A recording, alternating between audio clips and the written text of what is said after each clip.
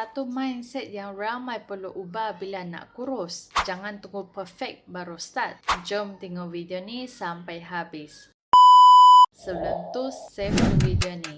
Hai, saya Ning. Saya dah turun 15 kg 3 kali sebelum kahwin dan selepas 2 kali bersalin. Ramai fikir kena tunggu Monday, tunggu bulan depan, tunggu berat betul-betul naik baru nak berubah. Akhirnya, tak start-start juga. Hakikatnya, perubahan kecil yang dibuat hari ni jauh lebih baik dari plan besar yang cuma tinggal dalam kepala. Tak perlu terus jadi perfect. Cukup mula dengan benda simple. Tambah sayur sikit, minum air kosong lebih banyak, jalan kaki sekejap, tidur lebih awal. Badan sihat dibina dari habit yang kecil yang dibuat konsisten setiap hari. So, Ning mencari 10 wanita Ning nak gaya secara rapat, cara pemakan sihat, boleh ubah gaya hidup yang lebih sihat, boleh makan 5 kali sehari tanpa siksa bersenam, boleh turun 3 hingga 7 kg dalam sebulan. Kalau nak boleh komen, saya nak dan klik link di bio saya.